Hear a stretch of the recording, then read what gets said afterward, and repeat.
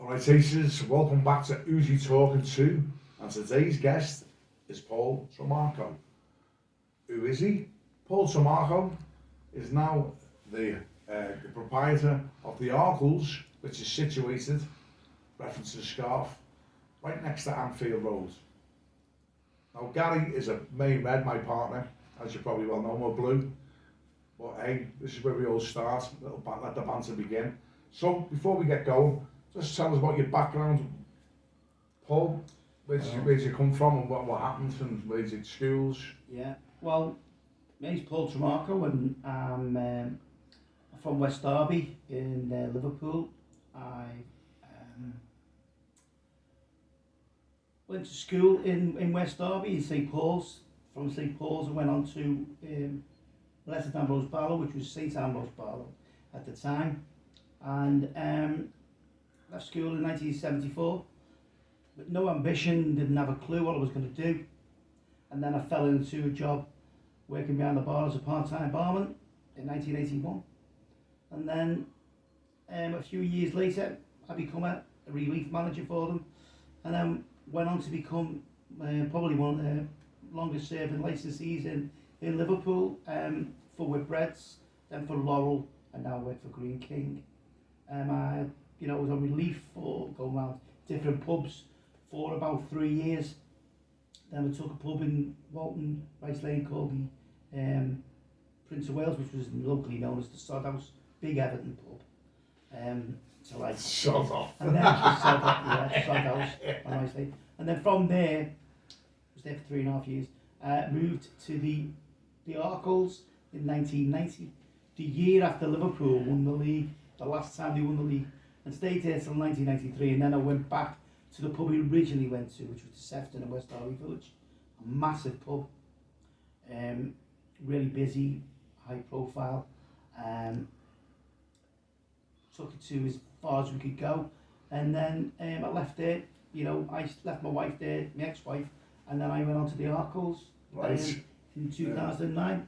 So there you go. That's where it is, and there's got to be a lot of stories you're gonna tell. So straight into school, I always ask me every guest that I've had, did you ever get the cane? Oh yeah, I got the cane. First time in first year, second time, and then regularly. Maybe not all. I wasn't a bad. I loved school. I mean, don't get me wrong. So what did you get the cane for? What was it? I don't know. I think it was being cheeky, writing my name on the desks. Putting me nickname everywhere, me and my mate, and various things. But no, but then I got to fourth year, as he called it then, fourth year seniors, and realised, you know what, Paul, this isn't for you. Get your knuckle down, get your head down, do your work, and it's far more easy to be nice to people than it is to be horrible. So I realised then, that going down that line wasn't for me. So I tried to be as nice as I possibly could without being too nice. So your mum and dad, were they both working? Yeah, my mum and dad both from town, Gerrard Street. My dad come from a big Italian family. Tremarco's, and my mother come from a big Irish family, the Walshes. Okay. And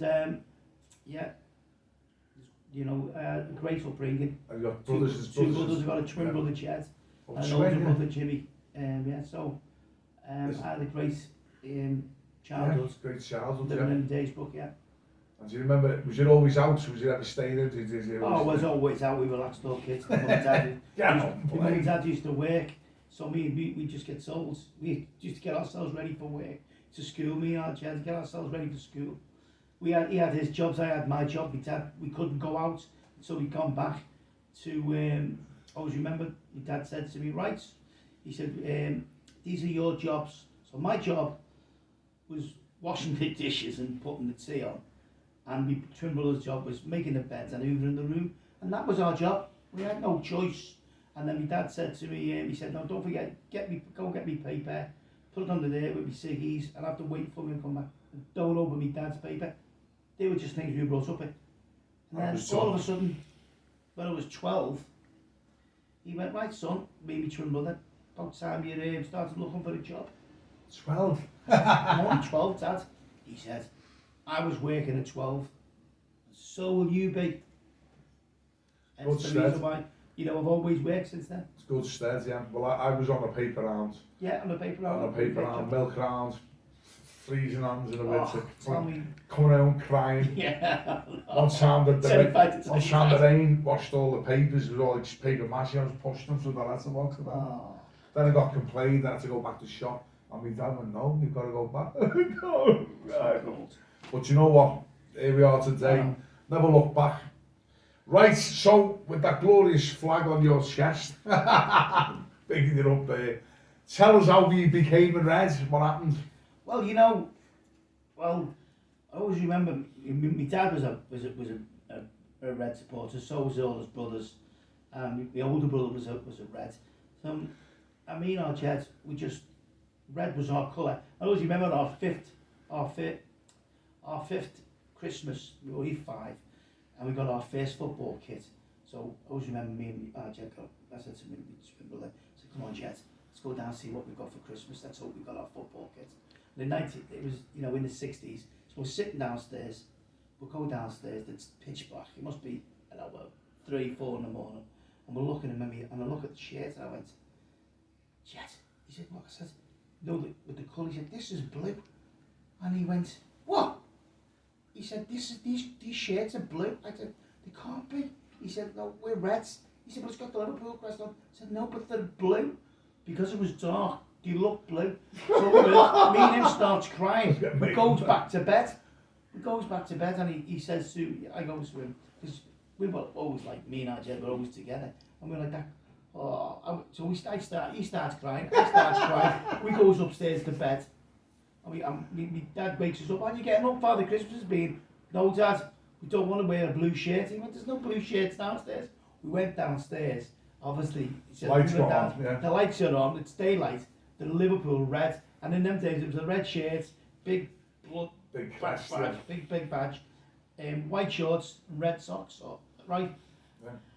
And I looked at our Jed, and he looked at me, and he went, oh my God, he said, they looked blue last night. He said, I think my dad must have changed. He said, no. They were. He said, because that was the badge that was on it. He said, and that was our introduction to being a Liverpool fan. And from then, it just went on. Okay, let's dive in. So when did you first go to Anfield? I went to Anfield because we're having a twin brother. I had an older brother who used to go. He's 11 and a half years old. So by the time we got to 10, or 8 or 10, something like that, my dad, my older brother was 19, so he started going the match on his own. So my dad said, right, he said, I'll take you the game, you go on the match today. So he took me being the black sheep of the family, the youngest. I was my mum's blue eye, our Jed was my dad's blue eye. So Jed went to a match before me. Now I don't know whether our Jed remembers that, but I remember the first game to me, because he said to me, you'll go on the match with me today. And this is what he said, because I'm going to take you to see 3 of the best players in the world. And to me, he said, you're going to see the greatest centre-half in the world, Bobby Moore, the greatest midfielder, Martin Peters, and the greatest striker, Jeff Hurst, because they'd only just won the World Cup in 1966. So that's how I know with 66, we went to go and watch West Ham. And we were in the Anfield Road, and I was sitting on my dad's shoulders, standing was crushed and everything else. And it was a fantastic experience. And I always remember we won 2-0, and I think Peter Thompson scored both the goals. But it's a lasting memory in my life, because as soon as I went, I was addicted. And same as our Jed, I was just, Liverpool was going to become very much a part of my life. So when he was in the stadium, the manager was Bill Shankly. Now looking, obviously people always got some. Have you got any Shankly stories? Oh yes. Did you ever meet him? I did meet him on numerous occasions, and I'll tell you this story because this is a true story. I actually was on Sky Sports with this one, and it's actually been in the Echo. In the 70s, as you know, Bill Shankly retired, and he used to go training on a pitch in called Barnfield, which was in West Derby, and that's where I used to train my junior football team. I had a junior football team from, looking back now, I think it was from 1970 I had them from 1975 or 74 to, so the What were first they year called? What were they they were called? they were called Ollerhead, Yeah. and they started in 1984. In 19, it was 1970. I left school and I was 16, and I think I was about 18. So that would be like 76. Because remember we won the under 14s in the Jubilee year. We won the treble in the under 14s. We played under 12s, the last year of under 12s. Then we went to under 13, under 14s, because then there was no under 13s. We played 2 years, and obviously the first year with the young lads in under 14, you'd always struggle. But we went on to win, to win a few trophies, and in that summer, Shankly retired, and I used to go training me lads. And one of the lads, a guy called Keith Featherstone, he used to live by there, and he used to train with Bill Shankly all the time because he used to be with all the kids. So I always remember, we were training, and Bill came. He said, "There's Bill now." And Bill come walking over to me. Well, of course, I went, "Oh, Bill Shankly."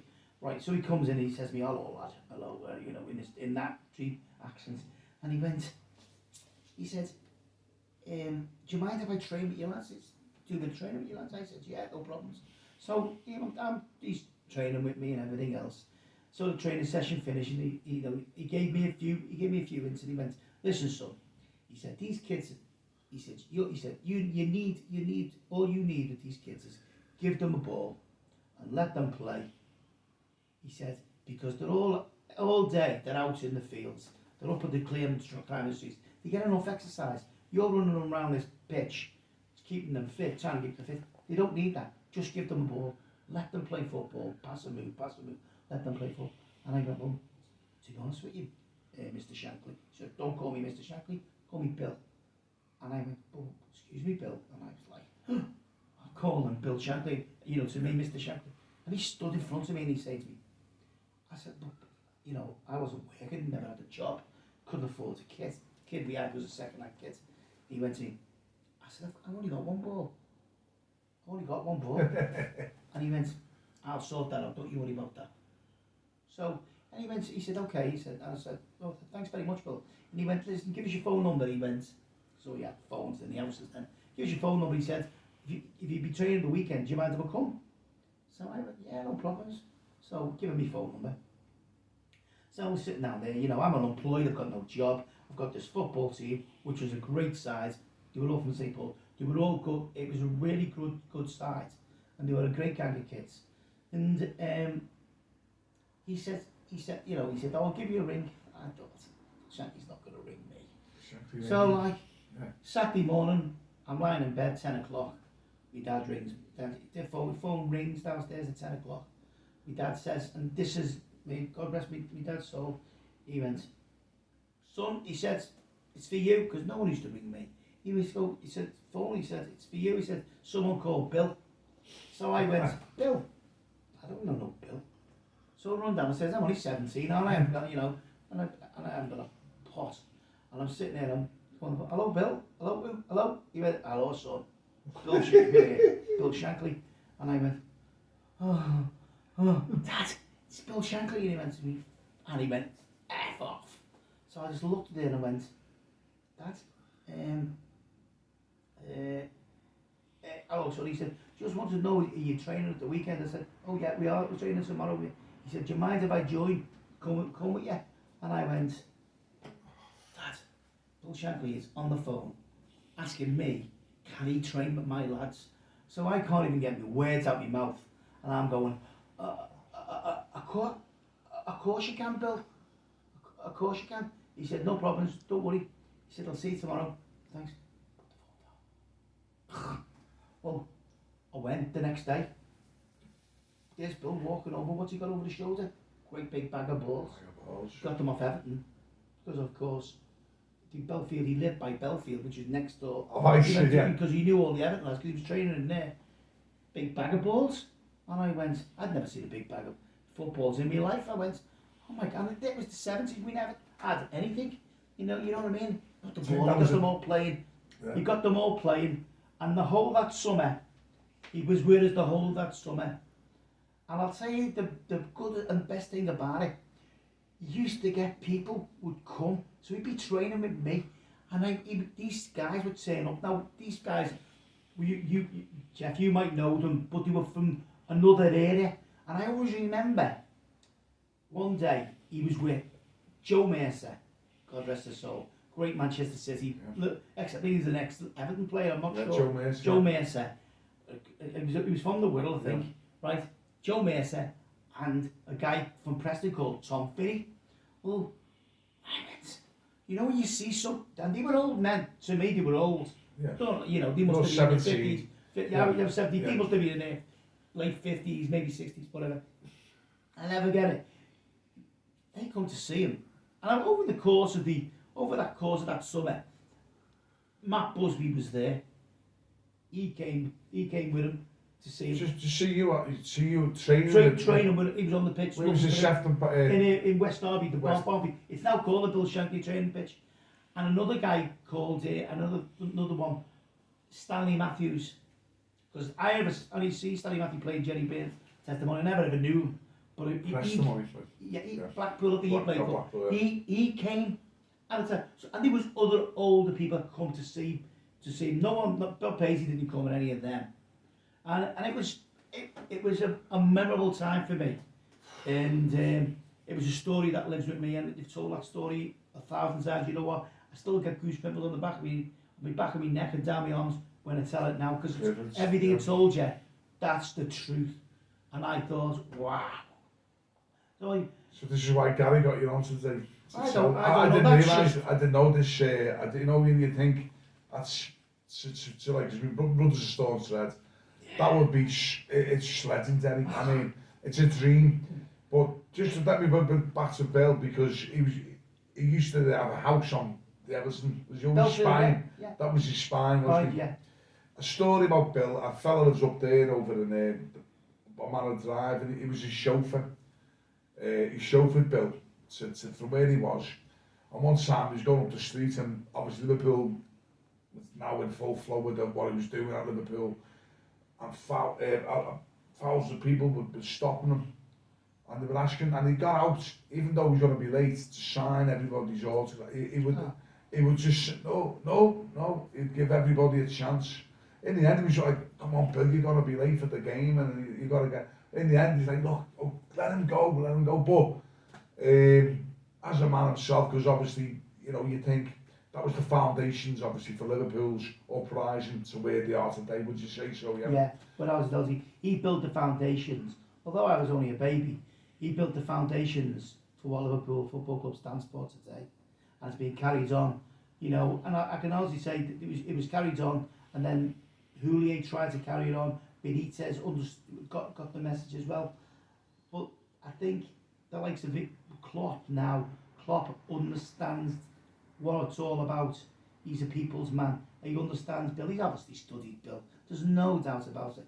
If you haven't, he studied Bill, and because Bill was so far ahead of his time. He was saying things and doing things, and the psychology thing, walking and looking. Klopp does it now. He stands on the pitch and he watches the other team train. That is psychology. Shankly was doing that in the 60s. We'll build a Bastille of invincibility, and that's what he did. Team spirit. Team spirit. We're always laughing. You don't have to be the best players to be the best team. The best team is the team with the players playing to the best of their ability. And if you get 11 players playing to the best of their ability that they can play, they'll beat any team with 6 or 7 stars in it, because they're all working at 100% level. They trust each other. Bonded. And of course, the guy who's behind them, I mean, I don't know whether you've ever played football, Jeff, yourself. Yeah. When you weren't that. I wasn't, when I played football, I wasn't the best player.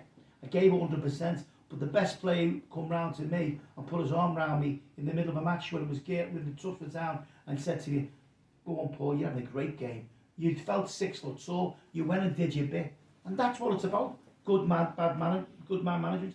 And that is, as a pub manager, I took it, when I was on relief, I decided that if I was going to be, I wanted to be the best I could be. If I was going to be the best, I had to have a bit of everybody. The best manager who was the best man, who front of house, the best manager with his staff, the best at this. So I took bits and pieces of everybody Foundations, yeah. to find my foundation, and that's where I went on with. And you know, and I had my standards, I set my standards, and I would never go below that. You know, I've been in the job for like 40 years, and that's the reason why. Paul, it's just tremendous.